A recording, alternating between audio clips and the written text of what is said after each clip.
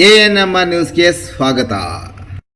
ಭಾವನಾ ಆಸ್ಪತ್ರೆ ನಗರಸಭೆ ಹಿಂಭಾಗ ಎನ್ಆರ್ ಬಡಾವಣೆ ಚಿಂತಾಮಣಿಯಲ್ಲಿ ಸಂಪೂರ್ಣ ಡೆಲಿವರಿ ಹಾಗೂ ನವಜಾತ ಶಿಶು ಆರೈಕೆ ಎನ್ಐಸಿಯು ಸೌಲಭ್ಯ ಸಮೇತ ಒಂದೇ ಸ್ಥಳದಲ್ಲಿ ಸಂಪೂರ್ಣ ಚಿಕಿತ್ಸಾ ಸೌಲಭ್ಯ ನೀಡುವ ಏಕೈಕ ಆಸ್ಪತ್ರೆ ಭಾವನಾ ಆಸ್ಪತ್ರೆಯಾಗಿದ್ದು, ಆಧುನಿಕ ಮೂಲ ಸೌಕರ್ಯ ಮತ್ತು ನವೀನ ಸೌಲಭ್ಯಗಳು, ಎಲ್ಲ ರೀತಿಯ ಇನ್ಶೂರೆನ್ಸ್ ಸೌಲಭ್ಯಗಳು, ಕ್ಯಾಶ್ಲೆಸ್ ಇನ್ಶೂರೆನ್ಸ್ ಸಹಿತ ಸೌಲಭ್ಯಗಳು ಸಿಗಲಿದೆ.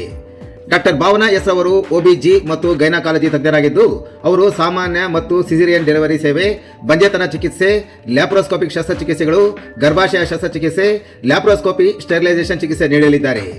ಇನ್ನು ಡಾಕ್ಟರ್ ಅಭಿನಯ್ ಆರ್ ಅವರು ಮಕ್ಕಳ ತಜ್ಞರಾಗಿದ್ದು, ಅವರು ಮಕ್ಕಳ ಆರೋಗ್ಯ ಸೇವೆಗಳು, ಲಸಿಕೆಗಳು, ಮಕ್ಕಳ ಐಪಿಡಿ, ಎನ್ಐಸಿಯು ಮತ್ತು ಐಸಿಯು ಸೇವೆ ನೀಡಲಿದ್ದಾರೆ.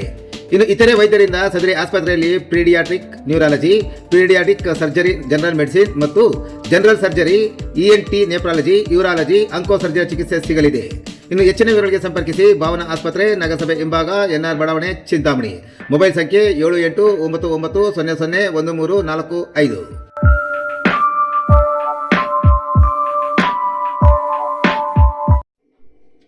ಬಹ್ರೇನ್ನಲ್ಲಿರುವ ಅಮೆರಿಕದ ಮಿಲಿಟರಿ ನೆಲೆ ಮೇಲೆ ದಾಳಿ. ರಾತ್ರಿ ಜನವಸತಿ ಕಟ್ಟಡದ ಮೇಲೆ ಬಾಂಬ್ ದಾಳಿ ನಡೆಸಿದ ಇರಾನ್ ಭೀತಿಯಲ್ಲಿ ಜನತೆ. ಚಿಂತಾಮಣಿಯ ಇಂಜಿನಿಯರ್ ಮಾಹಿತಿ. ಬಹ್ರೇನ್ನಲ್ಲಿರುವ ಅಮೆರಿಕದ ಮಿಲಿಟರಿ ನೆಲೆ ಮೇಲೆ ಮತ್ತು ರಾತ್ರಿ ಜನವಸತಿಯ ಅಪಾರ್ಟ್ಮೆಂಟ್ ಮೇಲೆ ಇರಾನ್ ಬಾಂಬ್ ದಾಳಿ ನಡೆಸಿದೆ.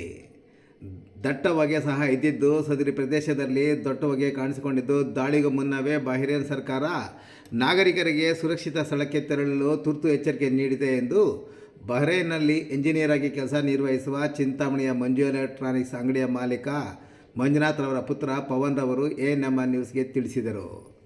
ಅವರು ವರದಿಗಾರರೊಂದಿಗೆ ಮಾತನಾಡಿ, ಮಧ್ಯಾಹ್ನ ಅಮೆರಿಕದ ಬಹ್ರೇನ್ ಮಿಲಿಟರಿ ನೆಲೆ ಮೇಲೆ ಇರಾನ್ ಬಾಂಬ್ ದಾಳಿ ನಡೆಸಿದೆ. ಆ ಪ್ರದೇಶದಲ್ಲಿ ದೊಡ್ಡ ಹೊಗೆ ಕಾಣಿಸಿಕೊಂಡಿತ್ತು. ಈ ದಾಳಿಗೂ ಮುನ್ನವೇ ಬಹ್ರೇನ್ ಆಂತರಿಕ ಸಚಿವಾಲಯವು ತುರ್ತು ಎಚ್ಚರಿಕೆ ನೀಡಿ ನಾಗರಿಕರನ್ನು ಹತ್ತಿರದ ಸುರಕ್ಷಿತ ಸ್ಥಳಕ್ಕೆ ತೆರಳುವಂತೆ ತುರ್ತು ಸಂದೇಶವನ್ನು ಸಹ ನೀಡಿತ್ತು.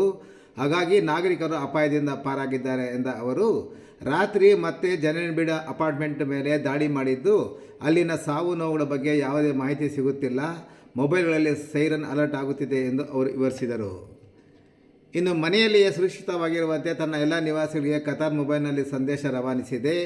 ಮನೆ ಅಥವಾ ಸುರಕ್ಷಿತ ಸ್ಥಳದಲ್ಲಿರಬೇಕು ಮತ್ತು ಮಿಲಿಟರಿ ನೆಲೆಗಳಿಂದ ದೂರ ಇರುವಂತೆ ಸಹ ಸಲಹೆ ನೀಡಿದ್ದಾರೆ ಎಂದ ಅವರು, ಬಾಂಬ್ ದಾಳಿ ನಡೆಸಿದ ಸ್ಥಳದಿಂದ ಕೇವಲ ಅರ್ಧ ಕಿಲೋಮೀಟರ್ ದೂರದಲ್ಲಿ ನಮ್ಮ ಕಚೇರಿ ಇದೆ, 3 ಕಿಲೋಮೀಟರ್ ದೂರದಲ್ಲಿ ಮನೆ ಇದೆ ಎಂದ ಅವರು, ಬಾಂಬ್ ದಾಳಿ ನಂತರ ರಜೆ ಘೋಷಣೆ ಮಾಡಿದ್ದು ಮನೆಗಳಿಗೆ ತೆರಳಿರುವುದಾಗಿ ಹೇಳಿದ ಅವರು, ಸದರಿ ಪ್ರದೇಶದಲ್ಲಿ ಬಹುತೇಕ ಭಾರತೀಯರೇ ಹೆಚ್ಚು ಮಂದಿ ಇದ್ದಾರೆ. ಮಧ್ಯಾಹ್ನ ಬಾಂಬ್ ದಾಳಿ ನಡೆಸಿದ ನಂತರ ರಾತ್ರಿ ಮತ್ತೆ ದಾಳಿ ನಡೆಸಿದ ಪರಿಣಾಮ ಶೆಲ್ಟರ್ಗಳಲ್ಲಿ ಇರಲು ಸೂಚಿಸುತ್ತಿದ್ದಾರೆ ಎಂದು ಅವರು ವಿವರಿಸಿದರು. ಇರಾನ್ನ ಸರ್ವೋಚ್ಚ ನಾಯಕ ಅಯತುಲ್ಲಾ ಅಲಿ ಖುಮೇನಿ ಅವರು ಕಚೇರಿಯ ಸಮೀಪ ಅಮೆರಿಕ ಮತ್ತು ಇಸ್ರೇಲ್ ಜಂಟಿಯಾಗಿ ನಡೆಸಿದ ದಾಳಿಗೆ ಪ್ರತೀಕಾರವಾಗಿ ಇರಾನ್ ಏಕಕಾಲದಲ್ಲಿ ಇಸ್ರೇಲ್, ಬಹ್ರೇನ್, ಯುಎಇ ಮತ್ತು ಕತಾರ್ಗಳ ಮೇಲೆ ballistic ಕ್ಷಿಪಣಿಗಳು ಸುರಿಮಳೆಗೈದಿದೆ.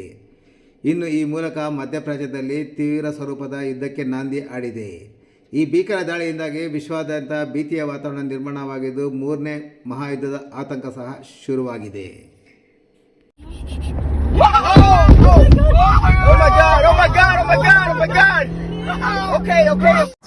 Bombing everywhere literally.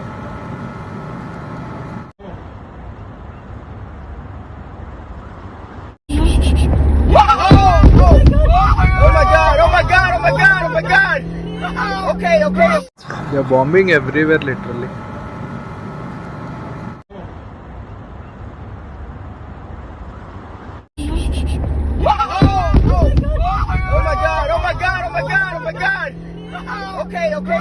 They're bombing everywhere, literally.